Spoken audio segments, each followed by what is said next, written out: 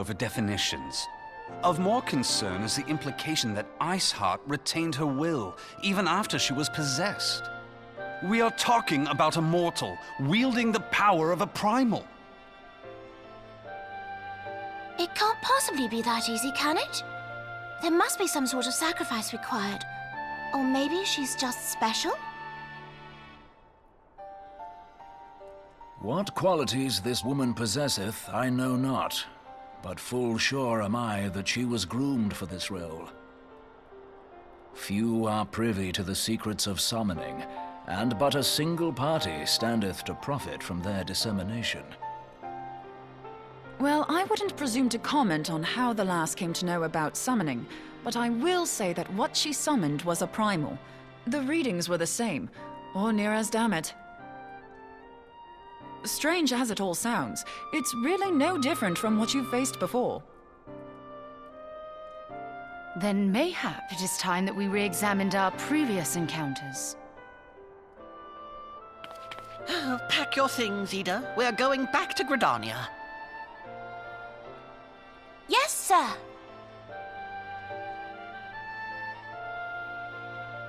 About Iceheart's final words to you. Hear, feel, think. Hydaelyn speaks to her as well. If Iceheart is blessed with the power of the Echo, she will doubtless have used it to further her goals. Or could it be that it was a revelation granted her by the Echo which first set her on this path? She did say that the Ishgardians were blind to the truth. Do you think she has knowledge of the origins of the Ishgardian-Dravanian War? It would do much to explain her unwavering conviction. Did not the Lady Iceheart implore thee to seek the Keeper of the Lake? And did she not imply that in so doing thou wouldst come to see with eyes unclouded? Midgard Zoma was a king amongst kings who reigned for centuries on end. But he is dead and his wisdom lost to the ages. Unless the Ishgardians' fears are well-founded. It would seem we have yet another reason to stand watch over the Keeper of the Lake. For a mercy, we are well-positioned to do so. Iceheart, Shiva, Ascians, and Midgard Zoma. I shudder to think how they're all connected.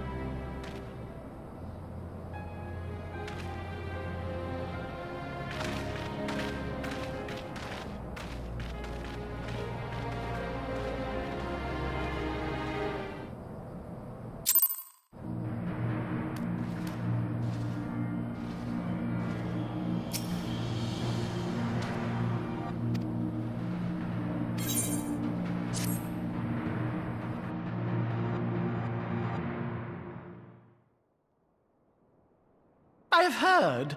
Truly bothersome business. No, I do not foresee a problem on that front. The main concern is Roban. There is no telling what the brute might do. Have the blades watch him in the flames day and night. You may leave the Sultana to me.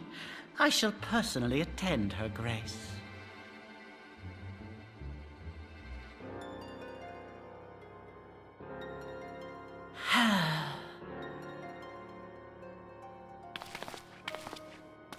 Sever one of the East Aldenard trade routes.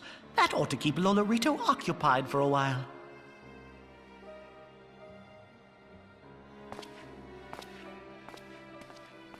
Nanamo Ulnamo. For my sake, pray be a good little Sultana to the last.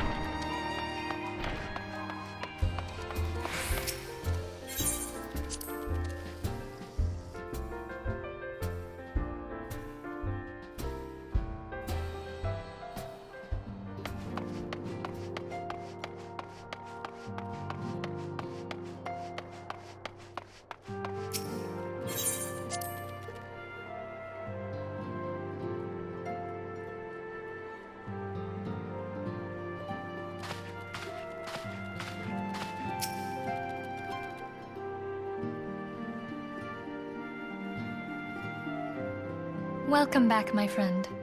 I have already received word from Alfino. To think that Flame Marshal Huayu was the Garlean agent. I know not what to say. Together with Robon, Eline lent us much-needed aid at the time of our Order's founding. She was particularly passionate about the need to tackle the primal threat. When we discussed the subject, her eyes fairly shone with determination. Whatever else she may have been, I choose to believe that it was her true self with whom I spoke then. But now is not the time to dwell on such matters. I have an important announcement to make regarding our effort to defeat the Ascians.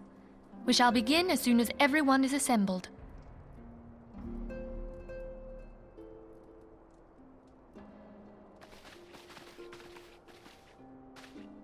My thanks for coming, friends. Moonbreeder, the floor is yours. By now, I'm sure you're all familiar with white auracite, the miraculous material that'll allow us to capture Ascian souls. Back at Snowcloak, we verified its ability to absorb vast amounts of ether. Alas, it leaves something to be desired in the area of stability. The stone can only store ether for a short while before expelling its contents. In addition to auracite's inherent limitations, we must needs be wary of our enemy's strength. Our foe draweth upon an infinite wellspring of power. Even should we succeed in entrapping him, the stone will not long contain his wrath. Meaning that, if we want to kill the swine, we'll have to be quick about it. 'Tis our belief that an Ascian soul may be permanently undone, if smitten by a sufficiently concentrated burst of pure ether. The only trouble is, we can't say for sure how concentrated the burst needs to be. Without knowing how much ether an Ascian soul is composed of, we're basically guessing. Our sole clue lieth in thy struggle with La Hebrea. During that encounter, Heidelin bid you forge what she called a Blade of Light, a weapon which took the form of a luminous stream of energy. Based on your description, we believe the blade with which you vanquished your foe was composed of ether. Admittedly, your victory proved ephemeral, as La Hebrea was able to use a crystal of darkness to flee into the space that lies between our world and the void. The fact remains, however, that Heidelin placed the means to destroy the Ascians in your hands. Be that as it may, it would be unwise to assume that she will do the same when we next encounter such a foe. Quite so, my lady. We must needs find the means to forge our own blade of ether, one to equal that which Heidelin did benevolently bestow upon her champion. That is all well and good, but it seems to me that producing such a blade will require a prodigious quantity of ether. Whence will it come, pray tell? Oh, what if we had two pieces of white auracite? One to trap the Ascian, and the other to store the ether for the blade. Oh, nice try. But it's as I said, the stone won't hold ether for any length of time. We'd still need to collect the stuff there and then, sorry to say. And therein lies the rub. Finding a way to create the blade whenever and wherever we choose. 'Twould seem more research is in order. I'm going to linger a while, perform a few more tests on the auracite. And I could do with some help. Urianger, why don't you lend me a hand? Mine apologies, but I am required at the Waking Sands. Lady Minfilia hath given me sole charge of the premises. 'Twould be unseemly to leave them unattended. Sole charge, you say? So you're basically alone there, then? Well, that settles it. I'll just have to come to you.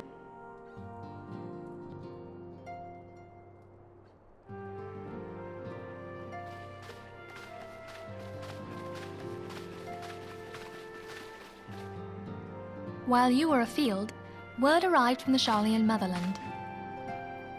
You will recall that a survey party was dispatched to investigate the incident at the Isle of Val. What they discovered was troubling, to say the least. According to the report, the Isle has been erased from existence. 'Twas as if a hole had been torn in the very fabric of reality. Aye, yet the mystery endeth not with the Isle's disappearance. It hath come to light that a number of scholars in various other locales were reported missing at a similar juncture. What's more, they all had something in common with the head of the students of Baldessian. Every last one of them was researching a phenomenon called dimensional compression, or the rejoining as the ancient texts call it. I'll be damned if that's a coincidence. All indications suggest Ascian involvement, but I sense that a force greater still is at work. The entity the Dark Beings call the One True God. We must pray that my dear friend Kryl regains consciousness soon. If she bore witness to the Isle of Val's final moments, she may be able to shed some light on this mystery.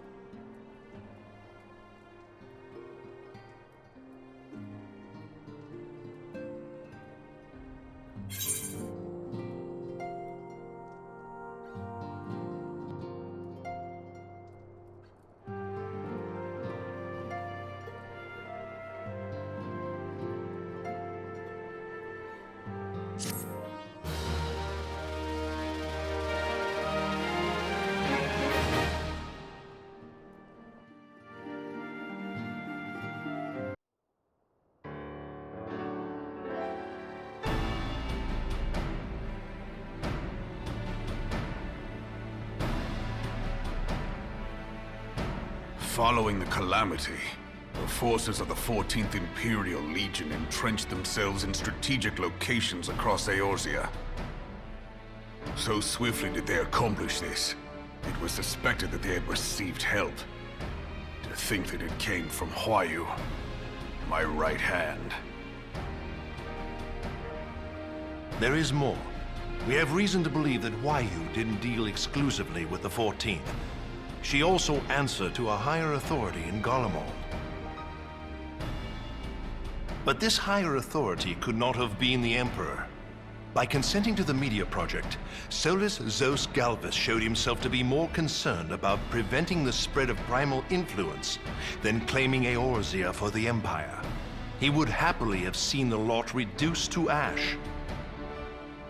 We believe a number of high-ranking figures within the royal household were against the decision, but that they knew better than to oppose the Emperor openly.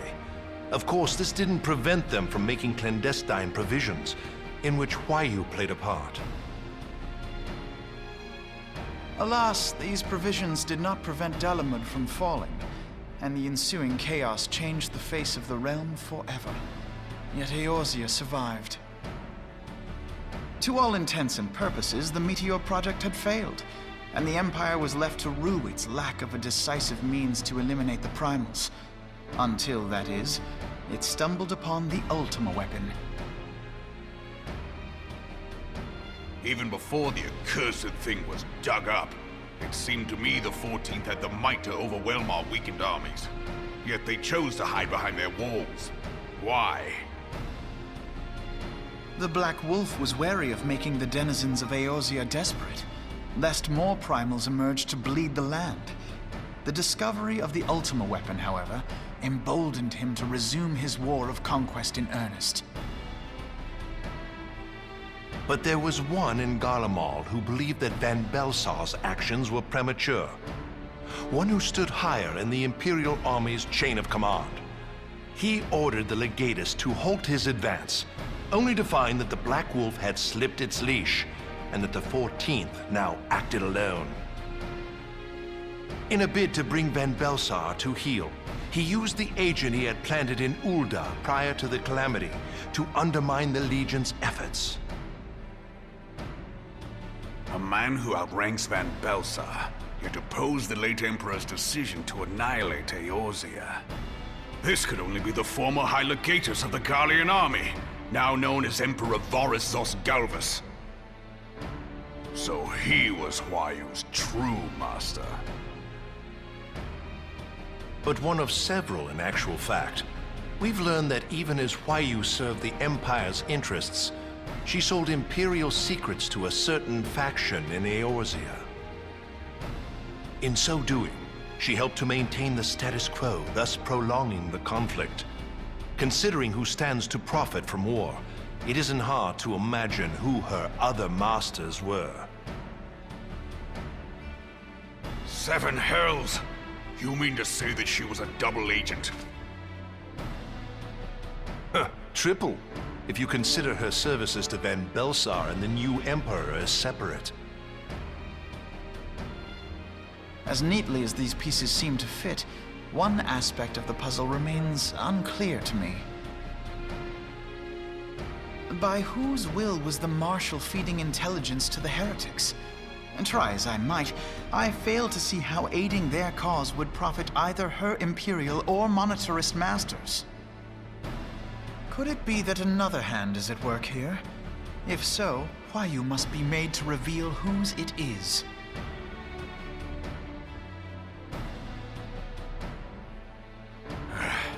Not only have I lost a trusted friend, now I must interrogate her as a stranger. Not a pleasant task, I grant you, but a necessary one. Unless we weed out the ivy, root, stalk, and stem, it will simply grow back. I know that full well. Those closest to Huayu have already been detained, and I will question them alongside her. General, pray keep in mind that there may be unwitting abettors among them. All will be treated fairly. On that you have my word. Those who are innocent have no cause to fear. You have ever been a friend of truth, General. I hope the unpleasant task of weeding out falsehood will not detain you too long. Though it be for the sake of Eorzea, doubting one's comrades is poison to the soul. And with that, I take my leave.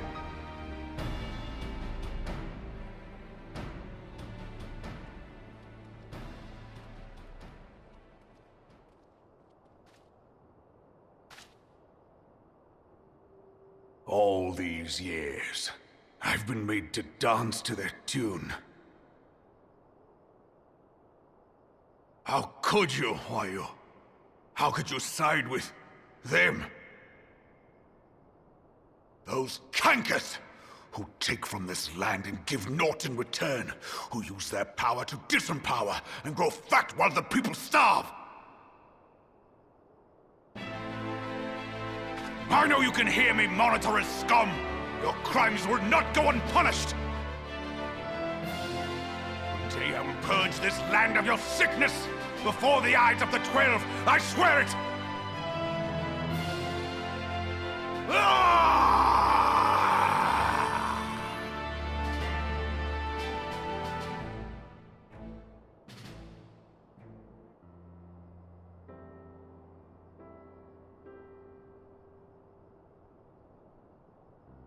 I shall have no further need of you this day.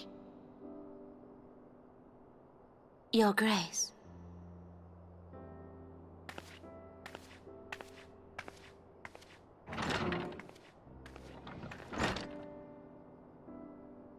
I fear that not even mine own chambers shall remain private for long.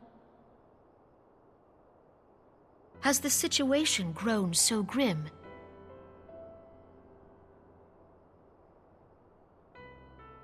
Ever since he proposed the Cardinal Reclamation Bill, Teleji Adeleji has risen to greater prominence upon the backs of impoverished refugees. The monetarists were ever united in their pursuit of profit, but the man's actions have torn a rift in their ranks. They snap at each other as rabid dogs. Yet now is not the time to be bickering among ourselves. If this bickering is a threat to law and order, might you not have grounds to dissolve the Syndicate? Would that the solution were so simple, Admiral. Alas, my moving to dissolve the Syndicate is certain to spark outrage among the influential merchant class, whom the Cabal represents. This would serve to exacerbate the current unrest, and peace would slip still further away. Be they rich or poor, natives or refugees, all who reside in Ul'dah have a right to pursue happiness. It is the duty of a ruler to protect this right. If I am to perform my duty, I must needs tread warily. It would not do to make enemies heedlessly. Were Lord Lolorito here, he would doubtless say that I have my head in the clouds. A ruler is required to take a wide view. Try as we might to cater to all needs, some will inevitably be overlooked. As such, there shall ever be citizens who feel aggrieved. It cannot be helped. But as you have informed us, the monetarists take no view but their own. They hunger for power while the masses starve. In the absence of a common cause, it seems beyond any one individual to make Ul'dah whole. And the presence of a Garlean agent within the Immortal Flames only makes matters worse. Even accounting for Ul'dah's historic reliance upon mercenaries, such a grievous breach of security is unprecedented. I fear this business will provide the monetarists with a rod to beat Rauban.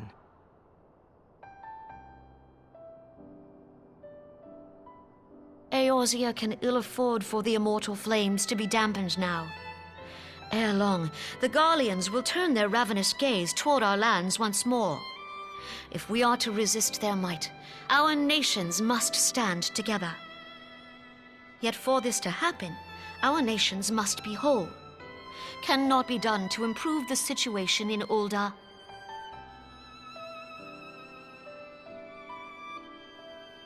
The true wealth of Ul'dah lies in the health, happiness, and hopes of her citizens. Alas, the citizens shall never know these things, so long as their lives are ruled by the ambitions of the few. The monetarists claim to represent the best interests of the people, but in sooth they desire only to manipulate them for their own selfish ends. For the government to serve the people, it must be formed of the people. For Ul'dah to move forward, it is not only the Syndicate that must be dissolved.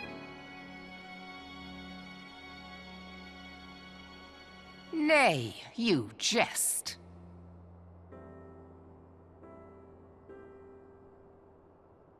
My friends, it was for no other reason than to make known to you mine intent that I requested your presence here.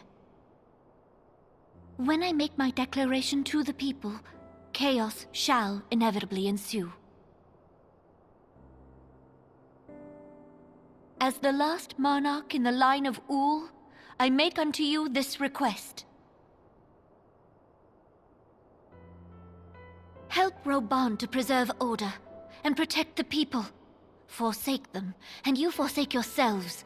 For a strong Eorzea will ever have need of a strong Ul'dah.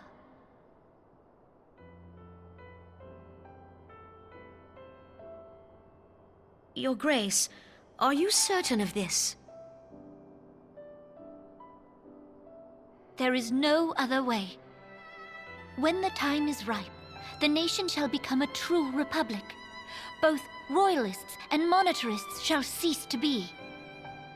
Ul'dah will no longer belong to kings or queens or merchant princes, but to her people.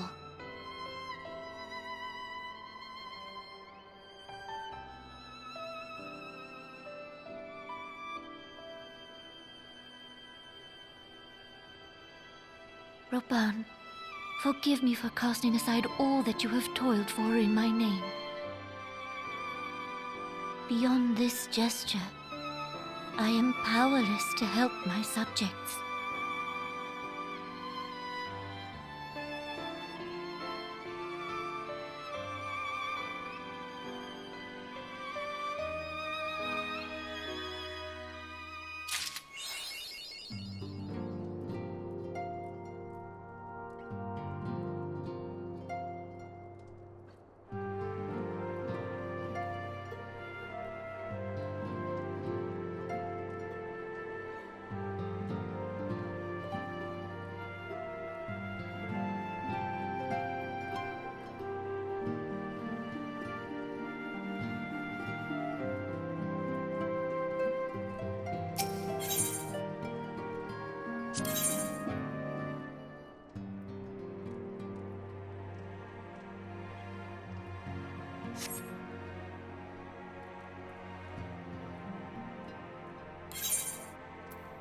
Yes.